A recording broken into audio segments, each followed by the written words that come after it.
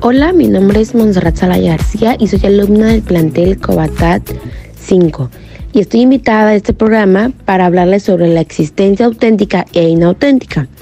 La existencia auténtica en Martin Heidegger se refiere a la capacidad del individuo de ser fiel a su propia individualidad y elegir su propio camino de vida. Esto quiere decir, todos somos capaces de elegir a qué camino vamos, a qué rumbo, qué queremos y qué no queremos. Mientras que la existencia inauténtica se refiere a la tendencia del individuo a conformarse con las expectativas sociales y vivir una vida superficial. Esto quiere decir, ese es el tipo de personas que se guía por los estereotipos, que si eres mujer, ella tiene que ser delgada. Y si él es hombre, él tiene que ser, fuerte, masculino. La existencia auténtica en Heidegger implica una toma de conciencia de la propia mortalidad y la necesidad de tomar decisiones que reflejan los valores y la individualidad de cada persona. Por otro lado, la existencia inauténtica suele involucrar la adoptación de roles y estilos de vida que son impuestos por la sociedad. Estos roles o estos estilos de vida son los estereotipos, los roles sociales, como mujer tienes que ser ama de casa, como hombre tienes que traer dinero a la casa, que estos son impuestos por la sociedad y las personas que son inauténticas lo siguen para seguir un mismo estilo de vida y un mismo rumbo. La existencia auténtica se relaciona con la idea de ser para la muerte, ya que es la conciencia de nuestra propia mortalidad, lo que nos lleva a tomar decisiones auténticas y significativas. En cambio, la existencia inauténtica se caracteriza por la evasión de esta conciencia y la adoptación de roles y estilos de vida que no reflejan verdaderamente nuestra individualidad. La existencia proviene de la situación del hombre en el mundo, que presenta un estado de caída, no posee justificación, se suspende en la nada, no existe fundamento alguno y se encuentra ante la incesante posibilidad de morir. ¿Esto qué quiere decir? Claramente nos da a entender que la existencia auténtica es la forma en la que tú quieres vivir, lo que quieres, lo que no, lo que quieres estudiar, en dónde quieres trabajar, cómo te quieres vestir. En cambio, la existencia inauténtica es cuando tú sigues un mismo rol, sigues un mismo camino que ya está impuesto por la sociedad y por los familiares, por los papás, por las mamás, por los hermanos. Queremos seguir un mismo hilo sin soltarlos por no querer ser juzgados ante la sociedad. Yo soy Amairani Santos Jiménez, estudiante de la preparatoria Covatat, plantel número 5. El día de hoy estoy invitada a este podcast para hablar sobre el autoconocimiento. El autoconocimiento es un proceso que comienza desde que nacemos. A medida que nosotros empezamos a ser capaces de reconocer y de nombrar emociones, sentimientos, fortalezas o desafíos, así como lo que nos gusta y lo que no nos gusta, se continúa desarrollando a medida que va pasando el tiempo. El autoconocimiento representa el primer paso que constituye la orientación académica y profesional. En lo que nosotros nos respecta en cuanto a los estudiantes, nosotros conocemos nuestras preferencias o nuestras habilidades e intereses y pueden potenciar sus capacidades. Ahora bien, el autoconocimiento está considerado como una de las primeras características y objetivos de la inteligencia emocional. En experiencia personal, el autoconocimiento ha sido un proceso continuo que ha requerido tiempo, paciencia y dedicación. Al principio me resultaba difícil reconocer mis emociones y pensamientos, ya que a menudo actuaba de manera impulsiva, no medía mis intenciones, no sabía cómo actuar, cómo reaccionar, cómo expresarme, porque no tenía inteligencia emocional. El autoconocimiento te puede ayudar de distintos factores en tu vida diaria, como descubrir nuevos hobbies, nuevas ideas y conocer una parte de ti que no conocías. Además, ha ayudado a identificar mis fortalezas y debilidades en la escuela para utilizarlas para un mejor desempeño. En conclusión, el autoconocimiento es un proceso fundamental para el crecimiento personal y profesional. A través de la reflexión y observación consciente podemos identificar nuestros patrones de pensamiento y comportamiento, nuestras fortalezas y debilidades y nuestras necesidades y deseos. O sea que prácticamente el autoconocimiento es una gran parte fundamental de nuestra mente para utilizarla diariamente, ya que pues esto ayuda a que pues nos conozcamos mejor como una persona para poder desempeñarnos de buena manera en lo que es el ámbito social. Yo soy Yaretsi Ruiz, estudiante del Colegio de Bachilleres de Tabasco, plantel número 5, y hoy quiero hablarles sobre las políticas de la verdad. Es un concepto que me gusta mucho, ya que hoy en día su nivel de importancia es muy bajo y cada vez se pierde pues un poco más. Muchas veces nosotros en nuestro día a día solemos mentir en cualquier aspecto, desde uno muy sencillo hasta uno muy complejo, desde mentiras muy chicas hasta mentiras muy grandes, y que pues poco a poco van afectando en nuestra realidad. Sin embargo, las políticas de verdad pues son fundamentales para nosotros en muchos ámbitos, como el social, el laboral, el familiar e incluso con nosotros mismos, ya que si no usamos pues la sinceridad hacia uno mismo, podemos llegar a crear pues una realidad totalmente distinta a la que tenemos y afectar mucho nuestra salud mental, ya que estamos tratando de crear o idealizar algo que realmente no existe. Las políticas de verdad sostienen exactamente esto, la verdad, y son muy fundamentales para la democracia y la justicia social de nuestra sociedad. Es muy, muy fundamental en nuestras vidas cotidianas, desde situaciones, como ya mencionaba antes, muy, muy sencillas hasta muy complejas.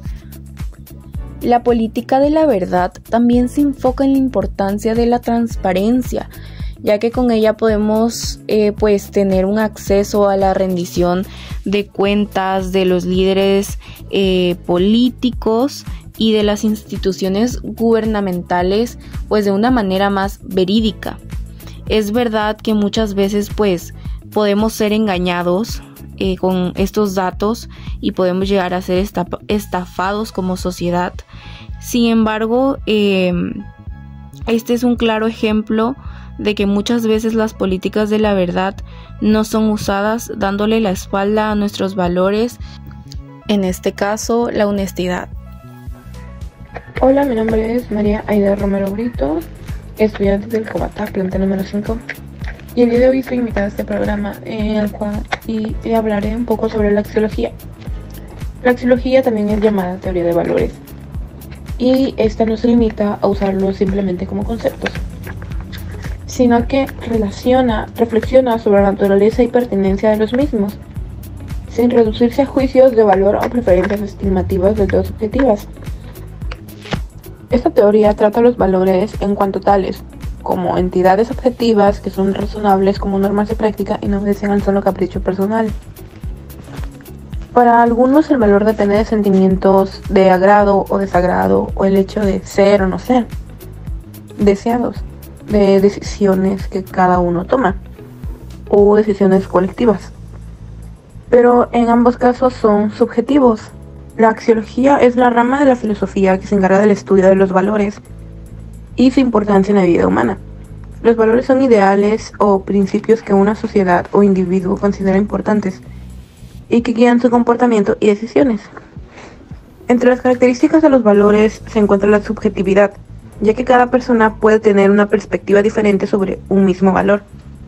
También se encuentra la jerarquía, es decir, que algunos valores son considerados más importantes que otros, tales como puede ser que consideremos el respeto o la amistad como uno de los valores principales. También se encuentra entre sus características el dinamismo, ya que los valores pueden cambiar con el tiempo y las circunstancias en las que se viva. Es decir, esto pasa cuando, por ejemplo, crecemos en entidades, crecemos en un ambiente, en un entorno social en el cual vamos creando nuestras ideas y perspectivas sobre diferentes cosas. Y una persona que fue criada de una manera, puede que su idea sobre valores sea diferente a una persona que fue criada de otra manera. Los valores no son universales y tampoco son inmutables, ya que estos, como dije anteriormente, están determinados por factores sociales en los que crecemos. Y por esto es necesario reflexionar sobre ellos y cuestionarlos para adaptarnos a las necesidades y realidades actuales. Los valores son importantes en el funcionamiento de cualquier sociedad, ya que permiten establecer normas y principios éticos que orienten el comportamiento humano. Y bueno, en conclusión, la axiología es la disciplina fundamental para comprender la importancia de los valores en nuestra vida cotidiana. Nos permite establecer principios éticos que orientan nuestro comportamiento y decisiones, por lo que es importante el uso y la comprensión de estos de manera crítica y adaptarlos a las necesidades y realidades actuales para poder así emplearlos de una forma correcta. Mi nombre es Gabriel Eduardo Sánchez Ramón, estudiante del Covatal Plantel número 5, y el día de hoy fui invitado a un podcast para hablar sobre dos distintos temas. Empezaré hablando sobre la alteridad, la cual se refiere a la capacidad de reconocer y valorar la diversidad y diferencia en los demás. Es la habilidad de ponerse en el lugar de otro y comprender sus perspectivas, necesidades y deseos. La alteridad es un concepto que se refiere a la capacidad de reconocer y respetar la diferencia de los individuos. Es entender que cada persona tiene su propia perspectiva, valores y cultura, y que todas aquellas merecen ser valoradas y respetadas. Esto quiere decir que para nosotros generar la alteridad debemos ser alguien empático, por lo que se puede decir que ser empático y la alteridad están muy de la mano, ya que consisten en ponerse en el lugar de esa persona para así poder entender sus problemas. Gracias a la alteridad y a la empatía, nosotros podemos vivir en una sociedad de paz debido a que podemos reconocer los problemas de los demás y no solo concentrarnos en los nuestros, ya que muchas personas piensan que sus problemas son los más importantes y que nadie más tiene derecho a sentirse mal por tener otros problemas. Muchos cometen el error de minimizar sus problemas con los de los demás al ser de un ámbito distinto. Un ejemplo sería un problema de trabajo con un problema de, por ejemplo, de un noviazgo que fracasó. Muchos dicen, no, pues el trabajo es algo que importa más, es algo que te va a afectar más porque te va a afectar en tu vida laboral, te va a afectar en tu vida diaria. Sí, están en lo correcto, pero no tienen derecho a minimizar los problemas de otra persona, ya que no sabemos nosotros cómo esa persona pueda reaccionar ante ese problema. Por ejemplo, si al que lo termina su novia, muchas personas dependen emocionalmente de su pareja, lo cual está muy mal, ya que esto no motiva a tener una relación sana y fuera de problemas. Pero aún así, ninguna persona tiene el derecho a minimizar los problemas de otros simplemente por ser de un ámbito distinto, ya que muchas personas pueden reaccionar de maneras distintas en distintos problemas. Es por esto que la alteridad y la empatía nos sirven mucho para poder comprender y ponernos en el lugar de los demás, saber lo que están sufriendo y por lo que están pasando, para así evitar este tipo de problemas donde minimicemos los problemas de los demás simplemente por ser de un ámbito distinto. Actualmente en la sociedad muchas personas esto es lo que cometen demasiados errores al querer minimizar los problemas de los demás o centrarse principalmente en los suyos, y al intentar resolverlos afecten a los demás de distintas maneras simplemente por decir que sus problemas son mucho mayores y que pueden afectar más a su vida que los problemas de otra persona. El siguiente tema del cual comentaré será sobre las estrategias, las cuales son tácticas o trucos que se utilizan para lograr un objetivo o ganar una ventaja en una situación determinada. Las estrategias son un conjunto de técnicas que se utilizan para lograr una ventaja en una situación determinada. Estas técnicas pueden ser utilizadas en diferentes ámbitos como el militar, político o empresarial. Entre las estrategias más comunes se encuentran la distracción, el engaño y la intimidación.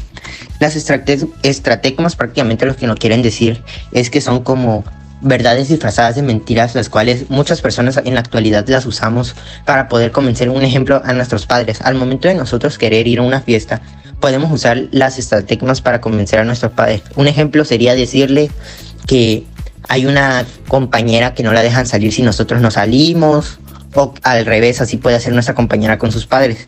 De esto constan las estrategias, de disfrazar mentiras de verdades, las cuales para poder realizarlas necesitamos saber persuadir a la persona que nosotros queremos tratar de engañar, por así decirlo.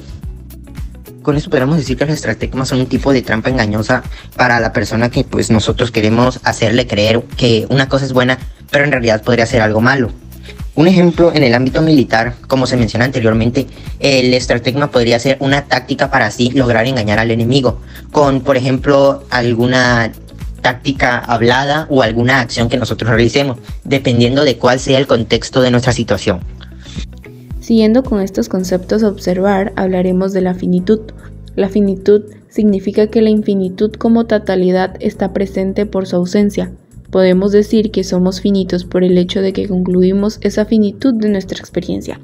Es decir, poniendo como ejemplo la infinitud, un ejemplo de esto son los números. Podemos establecer que los números tienen un principio. Algunos pueden tomar el 0 como el primer número o el 1 como el primer número, pero tiene un número establecido como principio. Sin embargo, no tiene un fin como tal. A esto se le llama infinitud. Nosotros podemos contar y contar y pasar mucho tiempo contando números, sin embargo nunca vamos a llegar a un final porque a esto se le considera infinito. Sin embargo, la finitud es todo lo contrario a la infinitud, es decir, la finitud tiene un principio pero también tiene un fin establecido. Y en este podemos tomar como ejemplo pues nuestra vida misma. Nosotros tenemos un día de inicio, por así decirlo, es decir, el día en que nacemos, pero también vamos a tener un día en el que vamos a morir y pues vamos a tener un principio y un fin. A esto se refiere la finitud y se dice que nosotros somos finitos debido a lo que comentaba anteriormente. En conclusión, la finitud se refiere a algo que tiene un principio pero que también tiene un fin. Se puede definir como algo que tiene un tiempo estimado. Buenos días, soy el alumno Víctor Emmanuel Sánchez Marín y les vengo a presentar las falacias. ¿Qué son las falacias? Las falacias son errores de razonamiento comunes que se presentan en argumentos con el fin de persuadir o convencer a alguien de algo, pero sin argumentos válidos o concluyentes. Las falacias pueden distorsionar la verdad y llevar a una mala decisión o a una conclusión errónea. Por eso es importante detectarlas y evitar caer en ellas. Estas suelen ser difíciles de detectar y son utilizadas a menudo para influir en la opinión de otros o para tratar de justificar ideas sin argumentos fuertes. En las falacias el razonamiento lógico no es correcto. Esto sucede porque la forma de argumentar no es válida o no se basa en información verdadera. Las falacias formales se encuentran en textos escritos, lenguajes artificiales y son difíciles de detectar. Hay muchas clases de falacias que se clasifican en varios sistemas. El estudio de las falacias comenzó con Aristóteles, quien escribió 13 clases de falacias en refutaciones sofísticas. El equipo Mizumi agradece su atención prestada en este programa, esperando que haya sido de su agrado. Nos vemos la próxima.